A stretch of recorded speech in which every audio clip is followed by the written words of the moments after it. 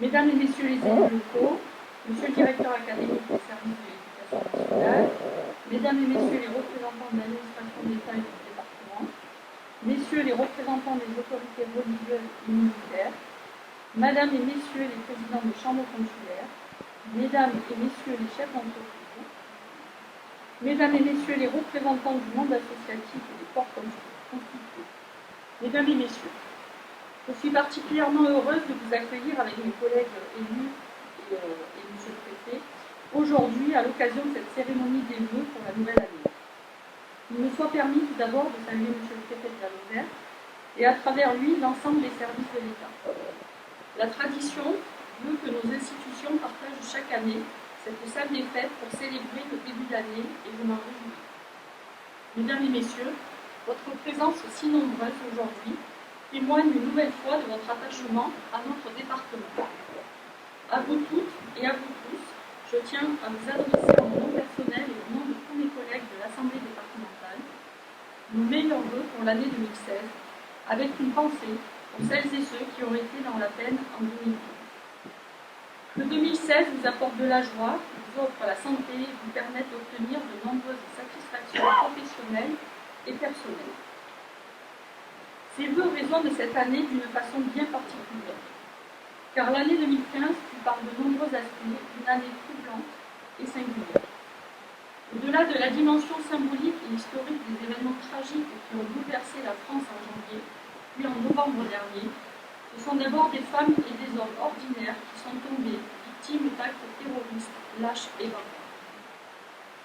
Aujourd'hui encore, même si à de nombreuses reprises nous avons eu l'occasion de nous rassembler dans le recueillement, nous devons leur rendre hommage, saluer leur mémoire et nous associer à nouveau à la peine de leur famille et de leurs proches. Nous avons montré notre vitalité et notre fierté dans les valeurs de la République. Il faut maintenant que l'esprit qui a soufflé dans les rues de France lors de nos différents rassemblements inspire et guide notre action dans la durée. Car la question qui nous est posée face à la menace terroriste, ce n'est pas seulement celle de notre sécurité, même si elle est importante et essentielle, c'est bien au-delà en profondeur celle de l'union, celle du vivre ensemble, celle du rassemblement des citoyens autour des valeurs fondamentales de la République. Sans négliger, bien évidemment, la fermeté du gouvernement que nous soutenons ces derniers mois. Alors, dans ces moments de noirceur, il faut puiser en nous-mêmes une énergie nouvelle et trouver une force vitale pour avancer et pour fuir les tentations pessimistes. Il est temps de continuer à croire en nous-mêmes avec optimisme et d'agir dans ce sens. C'est toute la société qui doit se mettre en mouvement. C'est la raison pour laquelle je souhaite placer les vœux que je formule pour 2016 sous le signe de l'engagement. L'engagement citoyen pour la République et ses valeurs, l'engagement au service de nos territoires et de nos concitoyens. Parce que la République, ce n'est pas qu'un mot, ni même un monument. La République, c'est un mouvement. La République, c'est un engagement. Parlant d'engagement, je tiens à saluer l'ensemble des forces de l'ordre et leurs représentants, policiers et gendarmes, mais aussi les forces de la sécurité civile, et au premier rang desquels les sapeurs-pompiers. Car c'est parfois au prix de leur vie qu'ils s'engagent. Mais au-delà, je veux saluer l'ensemble des agents publics, l'ensemble des fonctionnaires, si souvent décriés de manière ô combien injuste. Car sur la ligne de front, face aux adversaires de la République, il n'y a pas seulement des soldats au sens propre du terme. Sur cette ligne de front, fut-elle symbolique, il y a des enseignants, il y a des infirmières, des médecins, des travailleurs sociaux. Il y a tous ceux qui œuvrent au quotidien pour le service public, au service du public. Qu'ils soient agents d'entretien ou bien cadres supérieurs. Il y a tous ces résistants de l'ombre. Toute cette armée souvent invisible dont nous ne devons pas seulement saluer l'engagement et le travail dans les moments difficiles. Ce sont eux qui donnent corps chaque jour aux valeurs de la République dont ils sont l'incarnation, et à ce titre, ils méritent toute notre considération. Mais s'engager, c'est aussi ce que font les militants, associatifs, syndicaux et politiques. Parce que quand on s'occupe de soutien scolaire, que l'on entraîne des jeunes au foot, quand on sert tous les soirs des repas, que l'on collecte des vêtements pour les plus démunis, plusieurs fois par semaine, tout au long de l'année, on est un pilier de la République. Parce que quand on tient une permanence, que l'on manifeste pour défendre les droits des salariés, on est un pilier de la République. Le problème d'une partie de notre société, c'est son égoïsme, le repli individualiste et l'indifférence. Pourtant, j'ai l'intime conviction que la solution se trouve au contraire du côté de l'action et du côté de l'engagement. Et sans renoncer à son épanouissement personnel ou à son bonheur familial, la vie trouve un sens dans le fait d'agir ensemble et d'inscrire son action dans un projet collectif au service de son territoire et au service de sa population. Cet engagement que j'appelle de mes voeux, vous l'aurez compris, c'est celui qui guide aujourd'hui notre action au service du département. Vous le savez, les élections départementales de mars dernier ont conduit au renouvellement de l'Assemblée départementale et de sa majorité politique. Sur la carte des résultats, notre département a acquis le nombre de Françaises et de Français qui ont notoriété nouvelle et une. Dans ces conditions, chacun d'entre nous mesure parfaitement le poids des responsabilités qui nous incombent. Voilà pourquoi, sitôt élus, nous avons engagé le travail nécessaire pour être à la hauteur des enjeux et relever les nombreux défis auxquels le département doit faire face. Nous commençons par la mise en place d'une nouvelle forme de gouvernance, une nouvelle façon d'agir et de s'engager en politique. Et cela paraît indispensable, au regard des scores réalisés par le Front National de l'abstention sur les dernières élections. Qui plus est, dans une période de crise, des efforts sont demandés à tous les citoyens, les élus, les agents du conseil départemental, chacun d'entre nous. Nous devons donner l'exemple afin d'être au niveau de la confiance qui nous est. Ce devoir d'exemplarité, nous l'avons traduit par un partage de présidence, par la recherche de nombreuses économies, notamment de fonctionnement. Vous pourrez en citer de nombreux exemples, comme le covoiturage, la baisse des indemnités des élus, qui sont conditionnés aussi à la présence, la suppression des véhicules de fonction, la baisse des hauts traitements de salaire, le règlement des charges maintenant qui sont payées par les personnes bénéficiaires de fonction, et un certain nombre d'autres économies sur lesquelles je reviendrai au moment du vote du budget. Élus sur la base d'un projet, nous travaillons désormais à sa réalisation. Ce projet pour la Lozère, qui nous soit permis d'en dire un mot, il s'appuie d'abord sur un constat. Riche de sa ruralité et de sa spécificité montagnarde, notre département se compose de territoires divers et variés, dotés de très nombreuses ressources humaines et naturelles. Pourtant, ces ressources demeurent insuffisamment exploitées, ni même transformées sur place pour conserver leur valeur ajoutée, et du coup créer de l'emploi. Ces atouts et ce potentiel, nous souhaitons donc les valoriser et les dynamiser afin qu'ils profitent à toutes et à tous, dans l'intérêt de la Lozère et dans la perspective de son développement. En d'autres termes, nous voulons un projet qui soit durable et partagé. Voilà notre ambition pour le département. Et pour y parvenir, nous devons commencer par créer les conditions économiques et sociales favorables au maintien des populations et propices à l'accueil de celles qui envisagent de s'y installer.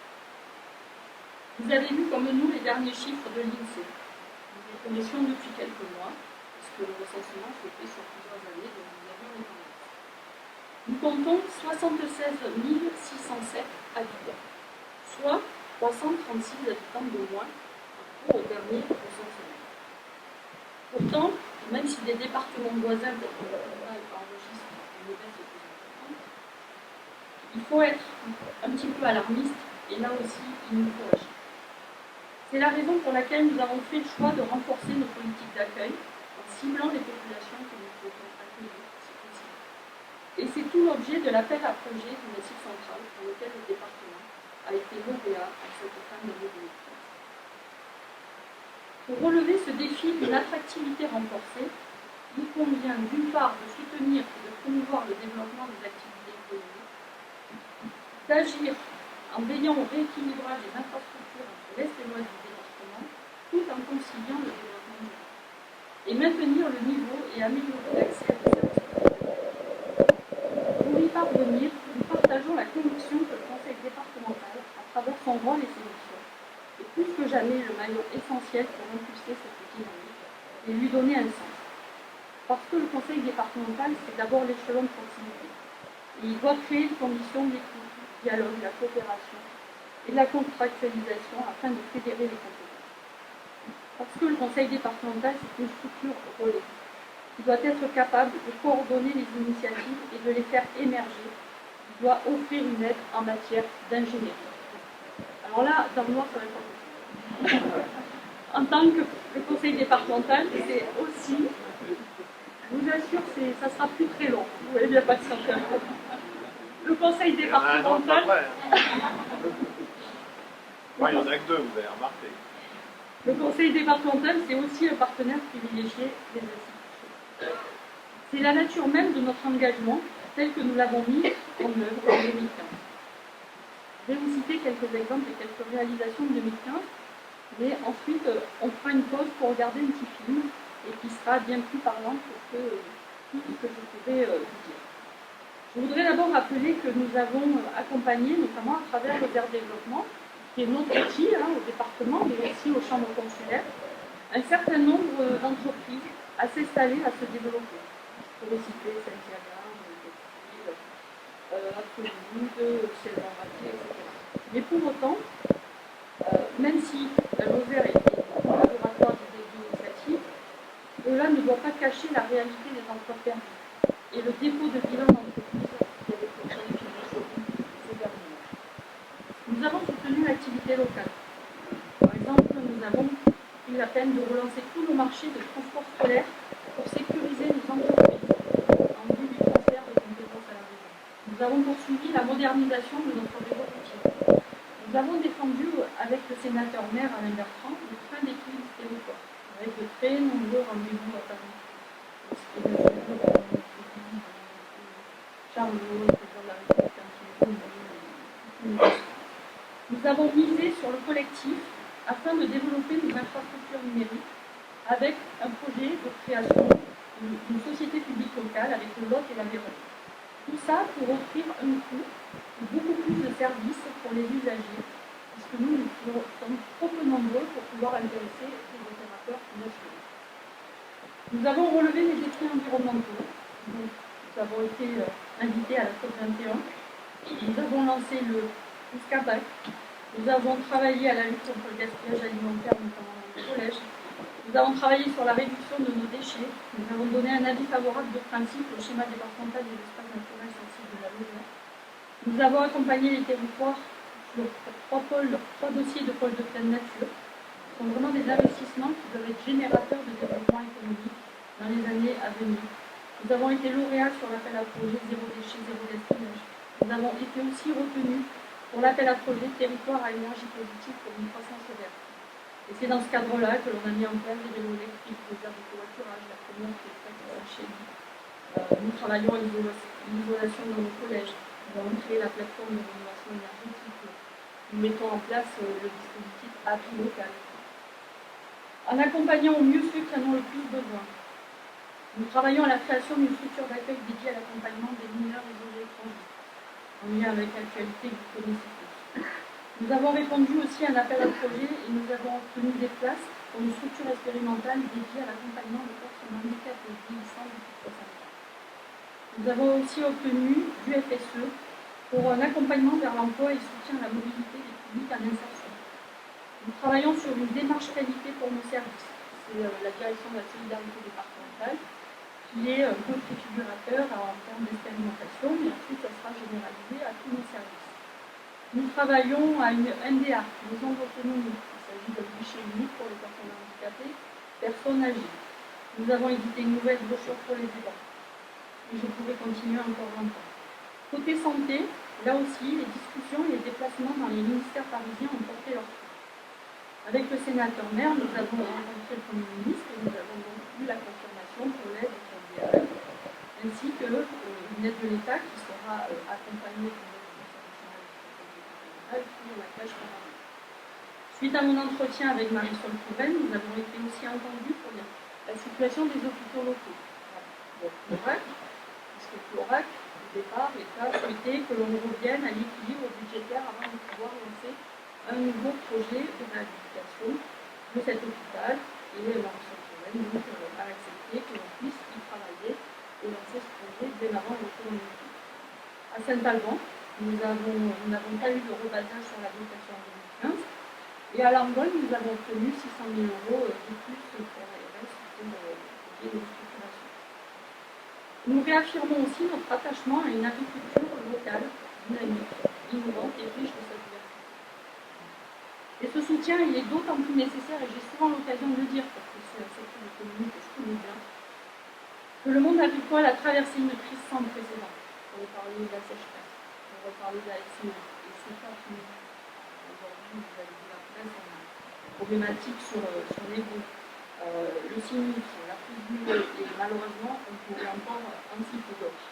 En ce qui concerne la FCO, nous avons renforcé nos moyens au laboratoire départemental pour pouvoir faire face à cette crise. Et puis, il a fallu aussi travailler et accompagner le monde agricole sur la nouvelle PAC, sur la mise en place des PAEC, projet agro-environnementaux et climatiques.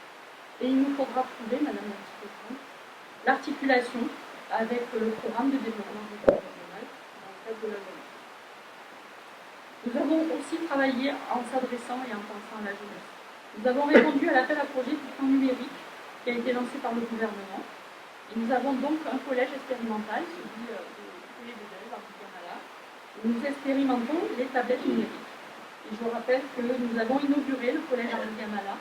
C'était la précédente majorité qui avait lancé la rénovation du collège et que nous avons eu le plaisir d'inaugurer au mois de septembre avec quand même 5,6 millions d'euros investis.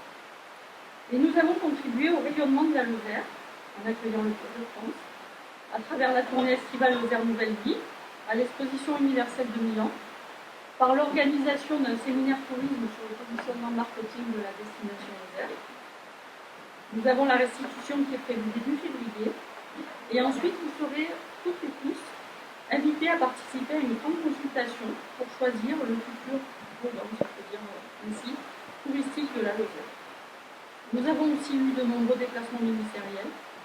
Donc, M. Cazeneuve, qui est venu au Pont Montvert, à Florac, Ségolène Neuville, et puis évidemment le président de la République est venu, qui nous a fait l'honneur à Francis Saint-Germain de venir sur notre pont avant d'aller sur le Tour de France. Cette année 2015 fut également déterminante pour le département au regard du contrat important que nous avons signé, que ce soit le CPER, le protocole de coopération avec le département, ou les contrats territoriaux pour accompagner syndicats, communes, communautés de communes.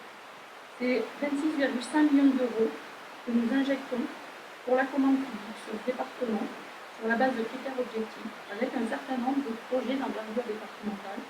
Je pense au chemin de fer départemental, la voie verte, l'espace événement, le château du Tournel, les visions, le transit, à l'Angoine, le projet du Grand Lac,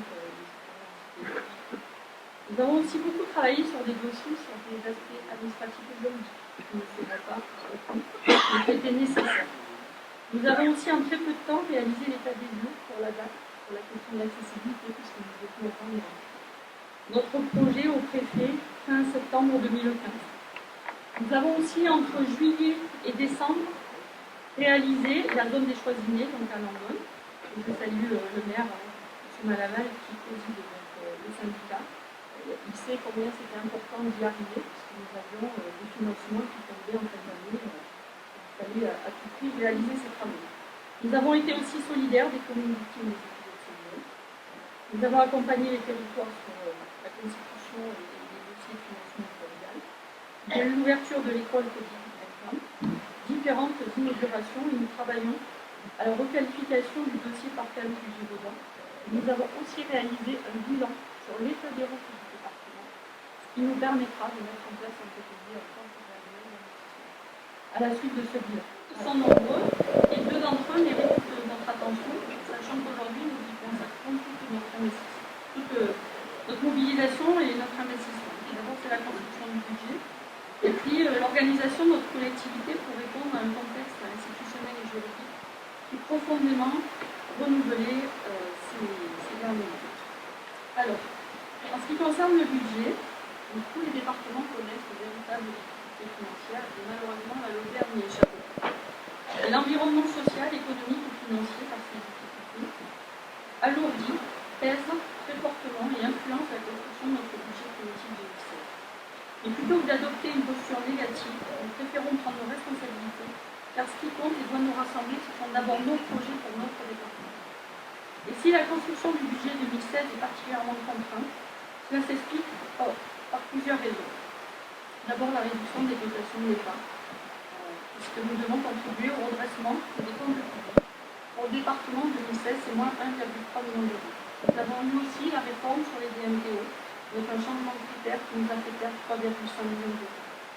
Et aussi la perte de recettes fiscales, puisque depuis 2009, il ne nous reste plus que la taxe foncière, C'est près de 500 000 euros chaque année que nous perdons, nous sommes déjà à 1 million d'euros là aussi.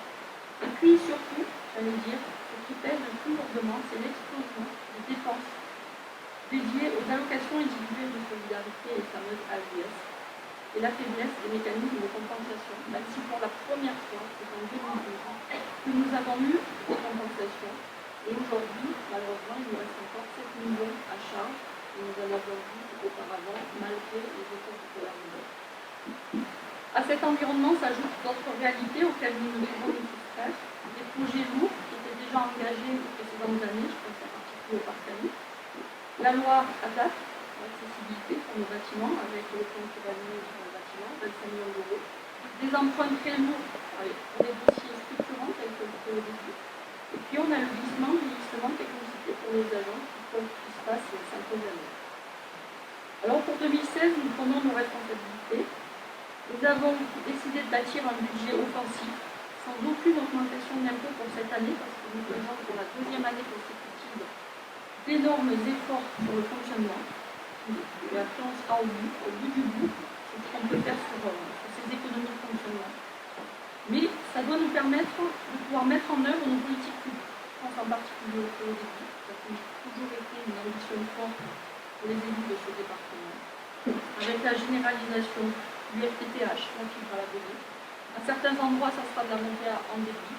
À d'autres endroits, ça sera du satellite, lorsqu'on sera contraint géographiquement.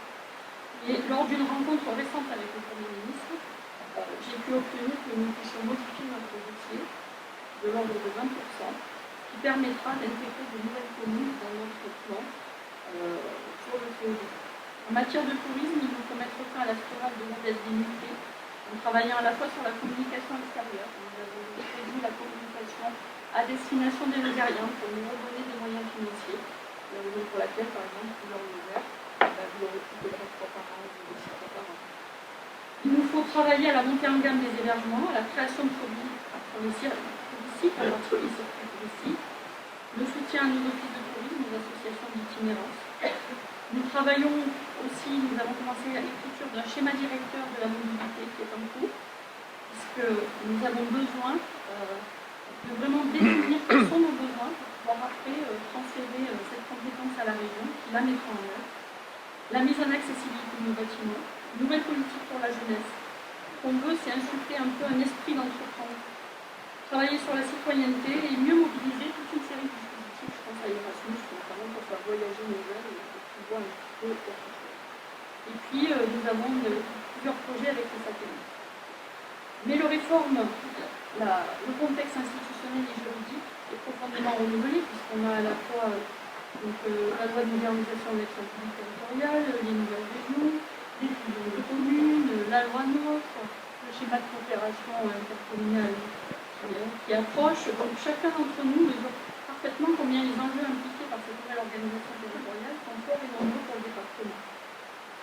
Ils le sont d'autant plus que la structuration retenue et les partenariats noués engageront nos territoires et leur population pour les décennies à venir. Et à ce titre, notre responsabilité est immense. Sans quoi, nous courons le risque d'un échec dont les conséquences se traduiraient par l'inertie et surtout le ralentissement des dynamiques territoriales, et je pense en particulier à la communauté. Donc pour faire face, nous avons d'abord, nous en interne, engagé un chantier immense, la réorganisation des services, notamment pour arriver à la création d'un pôle d'ingénierie, avec la création d'un guichet unique pour les collectivités et les associations. Concernant la CBCI, un certain nombre d'entre nous ont fait le choix d'apporter notre contribution au débat en présentant une carte structurée autour de 6 communautés de communes. Cette ambition était pragmatique et pas du tout hégémonique, et elle avait pour vocation de servir de document final. Nous savons pertinemment qu'il n'y a pas de carte idéale et que l'exercice est loin d'être aisé. Et pour autant, pour nous, il convient que cette carte puisse prendre en compte le véritable grand bassin de vie et parvenir d'ores et déjà à des communautés de communes équilibrées et respecter autant que peut se faire les délibérations des communautés de communes. Tout ça parce que ces communautés de communes sont demain des outils pour porter le développement économique pour le département. Concernant la mise en œuvre de la loi NOTRe, les services du département ont commencé le travail nécessaire pour envisager et gérer les transferts de compétences vers la nouvelle région. De plus, la récente victoire de Carole Delga et de son équipe, et je salue aussi l'élection de Aurélie Maillol, qui sera notre représentante pour la Lozère, est une excellente nouvelle. C'est une femme compétente, Carole Delga, connaît la pluralité. Elle s'est engagée. Mais Aurélie aussi, bien sûr.